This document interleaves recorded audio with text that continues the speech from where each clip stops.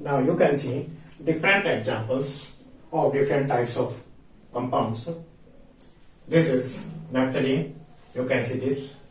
This is cyclic compound, conjugated double bond system, completely conjugated double bond system, and number of double bonds is 5 and totally planar molecule. Hückel rule को follow कर रहा।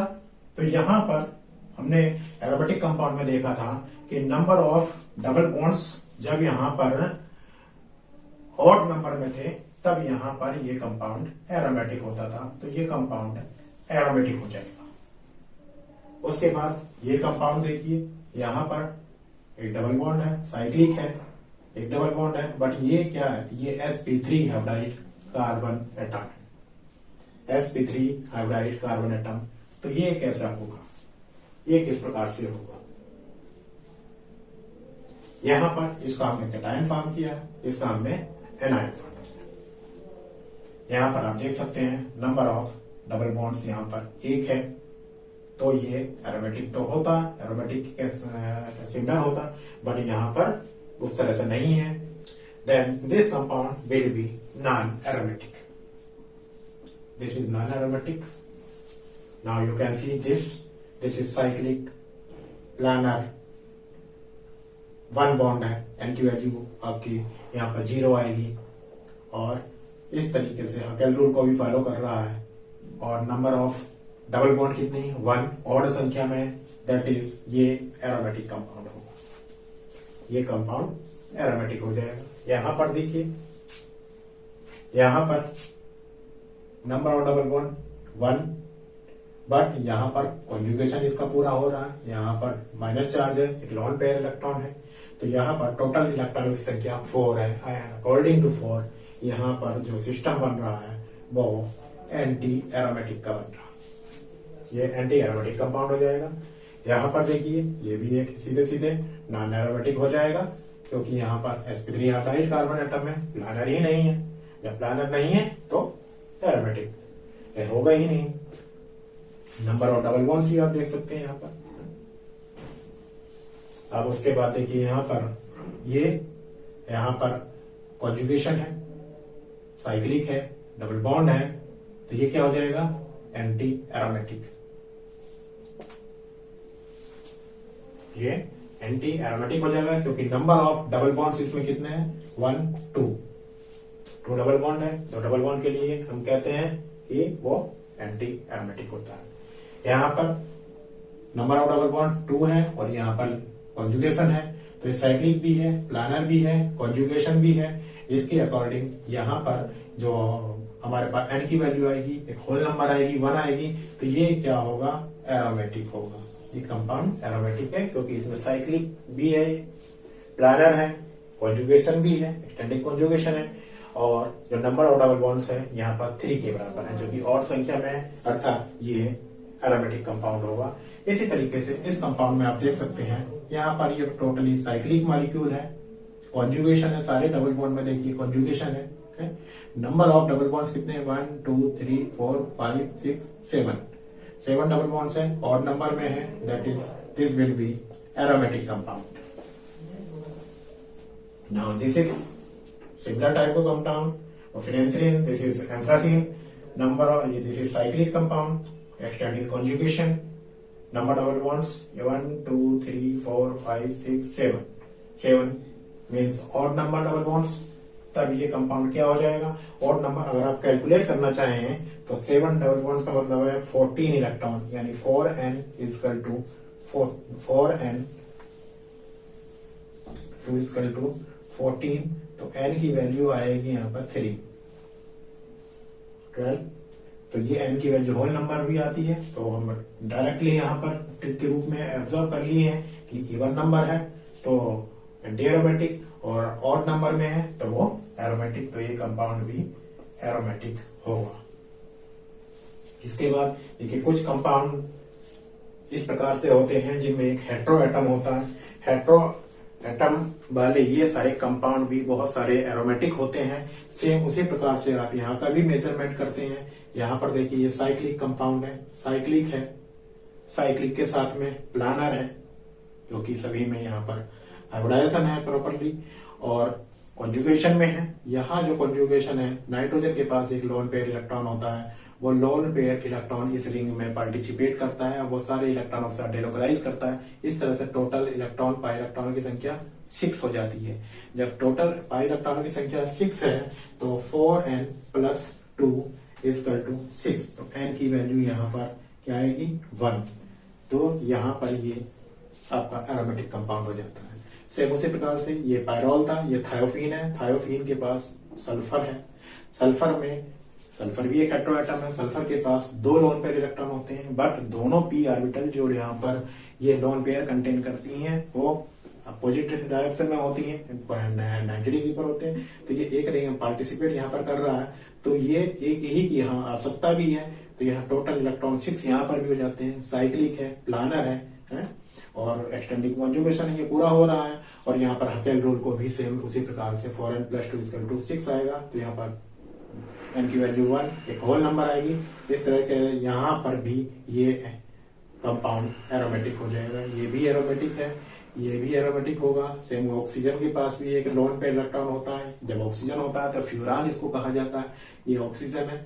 तो यहाँ पर भी cyclic, planner, extending conjugation और Hückel rule को follow कर रहा है, क्योंकि टोटल 6 इलेक्ट्रॉन है। ये भी एरोमेटिक कंपाउंड होगा। और ये नेक्स्ट हेटेरो एटम मॉलिक्यूल है pyridine. This is pyridine. Pyridine में आप देख रहे हैं साइक्लिक है, प्लानर है, कॉन्जुगेशन है। यहाँ नाइट्रोजन के साथ डबल बॉन्ड है। यहाँ जो नाइट्रोजन का लोन पेयर इलेक्ट्रॉन है वो रिंग में पार्टिसिपेट नहीं करता, क्योंकि ऑलरेडी यहाँ कॉन्जुगेशन कंप्लीट हो रहा है। इन सारे मॉलिक्यूल में कॉन्जुगेशन कंप्लीट नहीं हो रहा था, इसलिए लोन पेयर पार्टिसिपेट कर रहा था। उस रिंग के कॉन्जुगेशन को कंप्लीट करने के लिए ये लोन पेयर डेलोकलाइज कर रहा था उन इलेक्ट्रॉनों के साथ। बट यहाँ पर वो रिक्वायरमेंट नहीं है। यहाँ ऑलरेडी उसका डेलोकलाइजेशन कंप्लीट हो रहा है, कॉन्जुगेशन कंप्लीट हो रहा है। तब यहाँ पर सीधे 6 इलेक्ट्रॉन है, तो 4n + 2 = 6। साइक्लिक है, प्लानर है, कॉन्जुगेशन कंप्लीट हो रहा है, n की वैल्यू 1 आएगी। तो ये कंपाउंड भी एरोमेटिक होता है। और सेम एक ही का कंपाउंड है। ये फ्यूज्ड रिंग है, बेंजीन रिंग फ्यूज की गई है। तो यहाँ पर आप देखिए कि ये जो टोटल कंपाउंड है इसमें 1 2 3 4 5 6 7 8 नंबर डबल बॉन्ड है। और 8 नंबर डबल बॉन्ड के लिए संख्या होती है ये इवन संख्या। इवन के लिए हमने कहा था एरोमेटिक कंपाउंड होता है, क्योंकि ये एंटी एरोमेटिक कंपाउंड होता है। ये पूरा साइक्लिक भी है, प्लानर भी है, कॉन्जुगेशन भी कंप्लीट है, सारे के सारे डबल बॉन्ड कॉन्जुगेशन में है। बट यहाँ पर नंबर ऑफ डबल बॉन्ड की संख्या 8 है। 8 के अकॉर्डिंग एंटी एरोमेटिक होता है। बट हम इस फ्यूज्ड रिंग है, ये फ्यूज्ड रिंग में इस डबल बॉन्ड को हम लेफ्ट कर जाते हैं, इसको छोड़ देते हैं, इसको काउंट नहीं किया जाता। तो इसको माइनस कर देंगे तो यहाँ पर टोटल इलेक्ट्रॉन जो पाई डबल बॉन्ड है यहाँ पर वो 7 है। नंबर ऑफ डबल बॉन्ड्स यहाँ पर 7 है। तो 7 हमारे होते हैं एक ऑड नंबर है जो कि एरोमेटिक के करस्पॉन्डिंग है, अर्थात ये कंपाउंड भी हमारा एरोमेटिक हो जाता है। सिमिलर टाइप से यहाँ पर देखिए ये कंपाउंड है, यहाँ पर ये साइक्लिक है बट प्लानर नहीं है, क्योंकि ये जो कार्बन एटम है ये sp3 हाइब्रिडाइड है। ये sp3 हाइब्रिडाइड कार्बन है, due to which this is not aromatic. ये नॉन एरोमेटिक हो जाता है। उसके बाद ये कंपाउंड देखिए, ये इसी का कैटायन है। ये कैटायन जब फॉर्म होता है तो कैटायन में यहाँ पर ये अब sp3 हाइब्रिडाइड कार्बन नहीं है, ये sp2 हाइब्रिडाइड कार्बन है। This is sp2 carbon. Now cyclic है, sp2 कार्बन एटम है, that means it should be in plane. ये प्लानर हो गया पूरा मॉलिक्यूल। अब जब प्लानर हो गया, अब देखिए कॉन्जुगेशन भी कंप्लीट हो रहा है, पूरा कॉन्जुगेशन में है, कोई भी कार्बन एटम डिस्टर्ब नहीं कर रहा। नंबर ऑफ डबल बॉन्ड की बात करें तो 1 2 3 डबल बॉन्ड है। 3 डबल बॉन्ड के अकॉर्डिंग हमारा क्या होता है एरोमेटिक कंपाउंड। तो ये एरोमेटिक कंपाउंड हो जाएगा। और 3 डबल बॉन्ड में कितने इलेक्ट्रॉन पाई इलेक्ट्रॉन होते हैं 6। तो 4n + 2 = 6। अगर उससे भी कैलकुलेट करें तो n = 1 एक होल नंबर आएगा और ये एरोमेटिक कंपाउंड हो जाएगा। इसके बाद ये कंपाउंड है, ये कंपाउंड हम देखते हैं तो यहाँ पर देखिए ये क्या होता है 1 2 3 डबल बॉन्ड है और एक माइनस चार्ज है। माइनस चार्ज का मतलब एक एक्स्ट्रा लोन पेयर इलेक्ट्रॉन है और ये sp3 हाइब्रिडाइड कार्बन एटम की तरह भी कार्य करता है। इसकी जो एक्चुअल शेप होती है वो ये होती है, ये टफ शेप में होता है। वैसे भी यहाँ पर जो कंपाउंड है, इस कंपाउंड में नंबर ऑफ पाई इलेक्ट्रॉन की जो संख्या हो रही है वो 8 हो रही है। यहाँ पर हम देखते हैं कि ये कंपाउंड नॉन एरोमेटिक हो जाता है।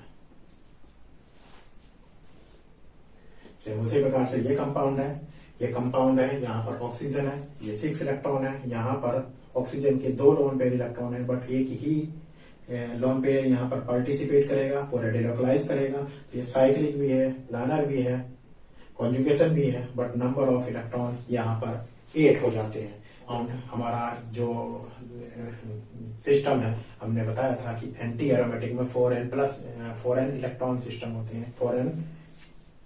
4n के हिसाब से ये क्या है, यहाँ पर 8 इलेक्ट्रॉन हो रहे हैं, तो ये एंटी एरोमेटिक कंपाउंड हो जाएगा।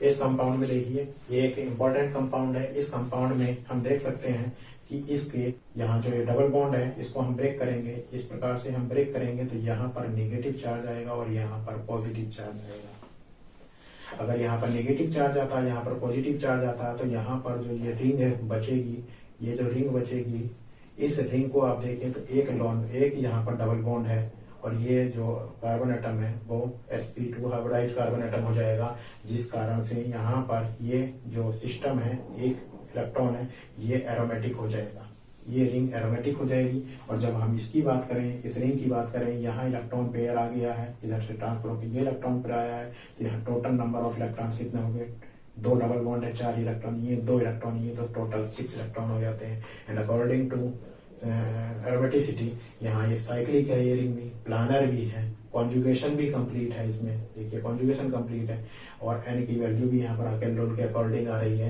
तो इस तरह से हम यहाँ बात करें तो ये रिंग भी एरोमेटिक हो जाती है, ये रिंग भी एरोमेटिक हो जाती है। और जब दोनों रिंग एरोमेटिक है तो अर्थात पूरा का पूरा कंपाउंड ये एरोमेटिक हो जाएगा, ये पूरा कंपाउंड एरोमेटिक हो जाएगा। इस तरीके से हम केवल तभी ब्रेक कर सकते हैं जब ये कंपाउंड एरोमेटिक बन रहा हो। अगर कोई एक रिंग ये ब्रेक करने पर एरोमेटिक नहीं बनती है, तब हम ब्रेक नहीं कर सकते, तब वो कंपाउंड एरोमेटिक नहीं हो सकता।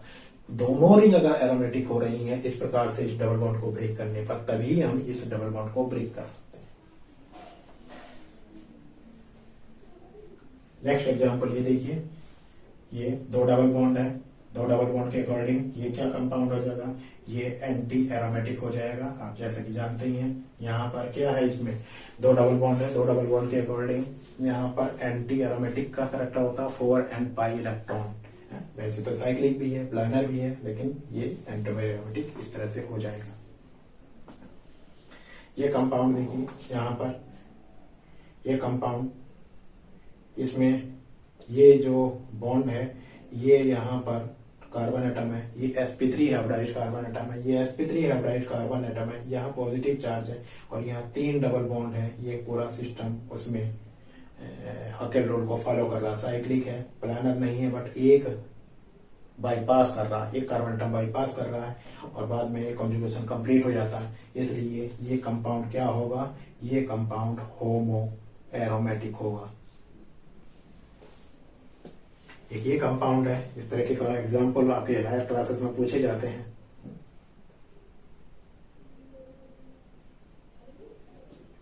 आप देख सकते हैं यहाँ पर एसिड हमें दिया गया है, सुपर एसिड दिया गया है। ये एसिड जब यहाँ पर प्रेजेंस है तो अर्थात ये प्रोटोनेट करेगा, जब प्रोटोनेट करेगा तो ऑक्सीजन एटम इलेक्ट्रॉन डिफिशिएंट है, वो प्रोटॉन अब्स्ट्रैक्ट करेगा, प्रोटॉन लेगा, पॉजिटिव चार्ज आ जाएगा और उसके बाद क्या होगा, ये यहाँ से ब्रेक कर जाएगा। ये इस प्रकार से ब्रेक कर जाएगा। जब यहाँ ये ब्रेक करेगा तो यहाँ पर पॉजिटिव चार्ज आएगा, इस स्थान पर पॉजिटिव चार्ज आएगा और यहाँ पर ये sp3 हाइब्रिडाइज्ड कार्बन है, अर्थात एक कार्बन एटम यहाँ पर डबल बॉन्ड है। ये आपको इसको बाईपास करके एक कार्बन एटम को इस प्रकार से सिस्टम बना रहा है, तो ये भी एंटी एरोमेटिक कंपाउंड हो जाएगा, ये भी होमो एरोमेटिक कंपाउंड हो जाएगा। ये कंपाउंड भी होमो एरोमेटिक होगा। इसके बाद ये कंपाउंड है, देखिए इस कंपाउंड में यहाँ पर वही लोइस एसिड दिया है। लोइस एसिड देने का मतलब है कि प्रोटोनेशन होगा, प्रोटोनेशन से यहाँ पर ये Cl एक एक करके निकल जाएगा। जब Cl यहाँ पर निकलेगा तो यहाँ पर जो Cl निकलेगा तो यहाँ पर पॉजिटिव चार्ज आएगा, इस तरह से फिर दोबारा से प्रोटोनेट होगा, ये Cl फिर से निकल जाएगा, और जब दोनों ओर से Cl निकल जाएगा तो यहाँ पर भी पॉजिटिव चार्ज आ जाएगा। अब आप देख सकते हैं दोनों ओर पॉजिटिव चार्ज है, दोनों ओर पॉजिटिव चार्ज है, और यहाँ पर एक इलेक्ट्रॉन है। पूरा सिस्टम साइक्लिक है, प्लानर भी है। साइक्लिक के साथ अब प्लानर भी है, क्योंकि सारे के सारे कार्बन एटम sp2 हाइब्रिड है, साइक्लिक है, प्लानर है, कॉन्जुगेशन है, तो ये कंपाउंड अब एरोमेटिक हो जाता है। इस तरह से ये कंपाउंड एरोमेटिक हो जाता है। नाउ इस कंपाउंड की हम बात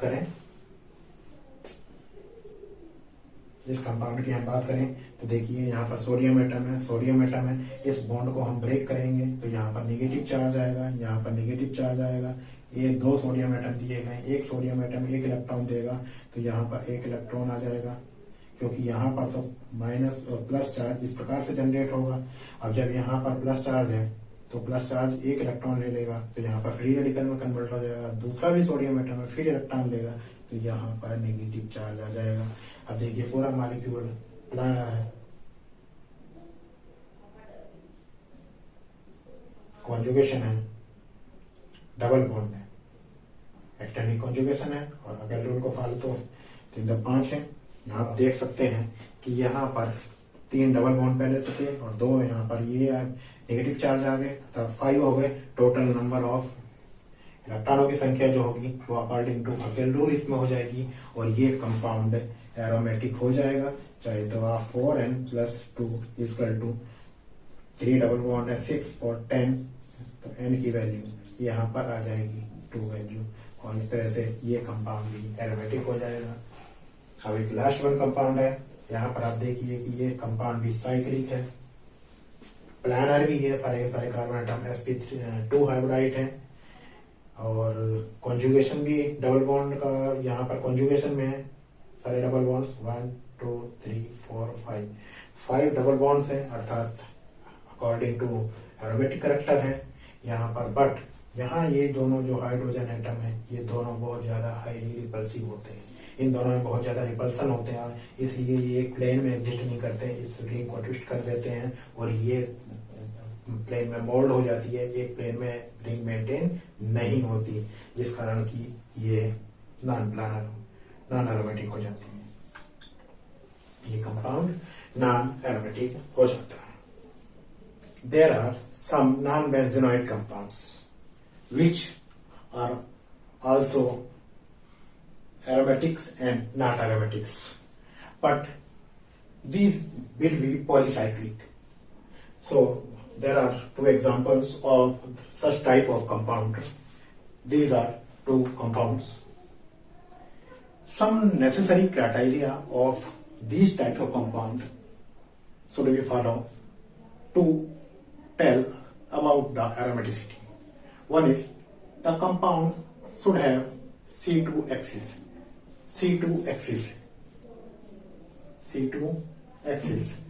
What is the meaning? This is the axis along which the compound when rotated it gains same structure.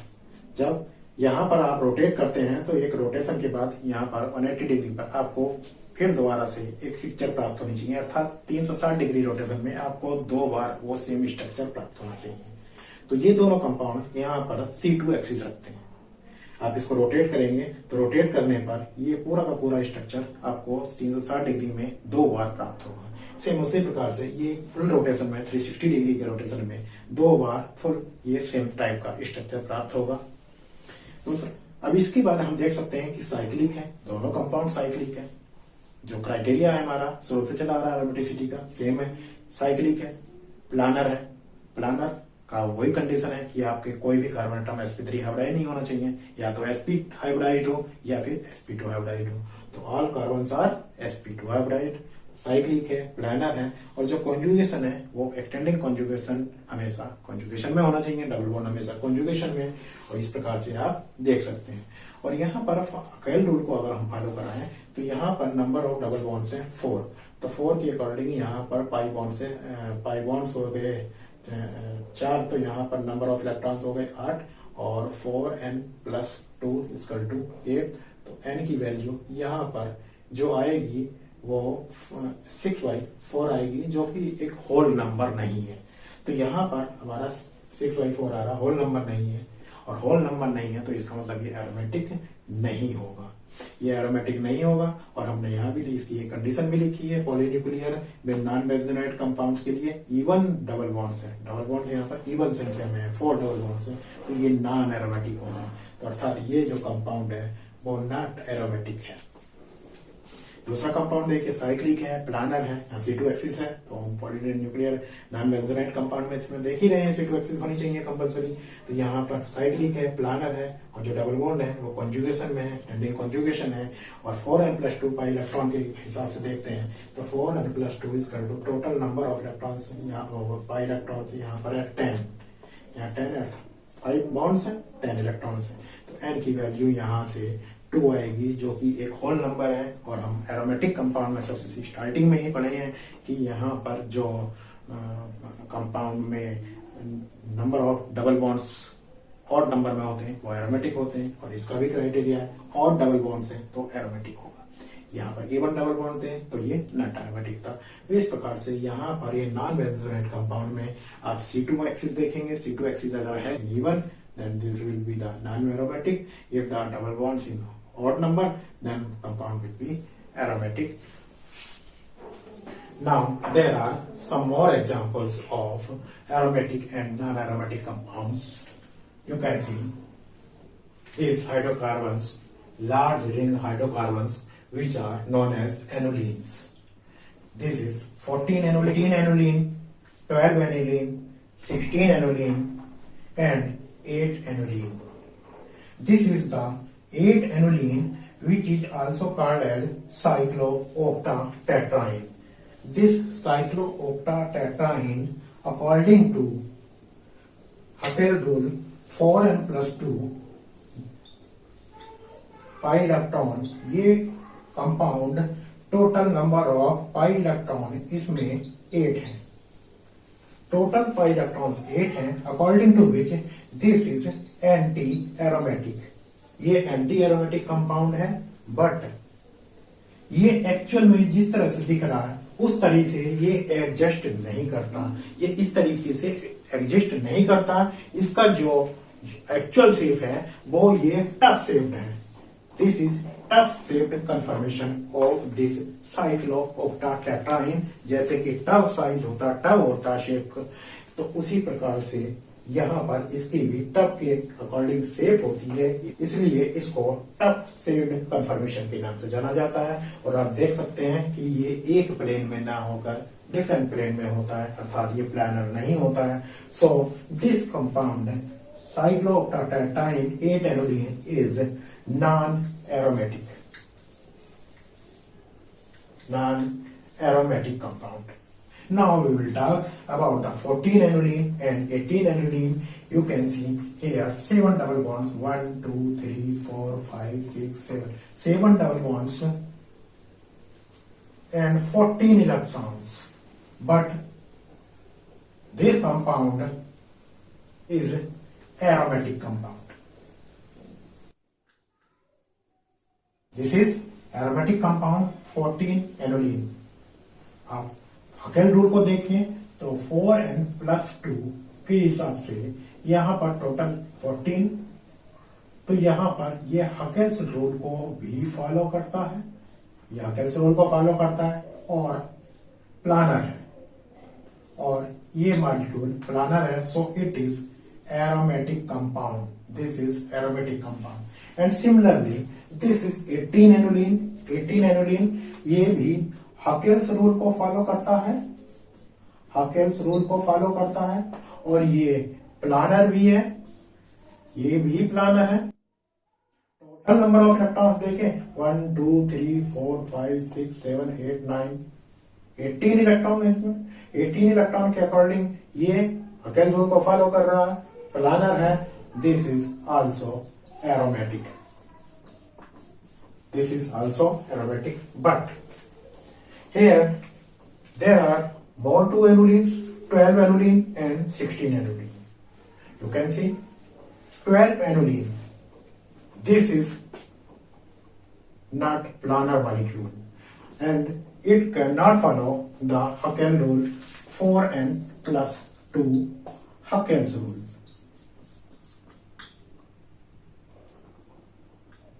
Huckel's rule. ये इसको भी फॉलो नहीं करता. So this is non-aromatic compound. Aromatic. And similar way, this is 16 alanine. ये भी n plus 2 Huckel rule को follow नहीं करता है because of 16 electron and it is non-planar. It is also non-planar. ये भी हमारे पास non-planar था. और because of non-planarity nature of these compounds, 12 aniline and 16 aniline is not a aromatic compound. These are both non-aromatic, not aromatic. आप इसको लिख सकते हैं non-aromatic. While the 14 aniline and 18 aniline, both the compounds are aromatic compounds. Or while the cyclooctatetraene is not aromatic compound, so you can say cyclooctatetraene 8 aniline, 12 aniline and 16 anilines are non-planar molecule, non-aromatic compound. इस तरीके से ये aromaticity complete हो जाता है. Thank you.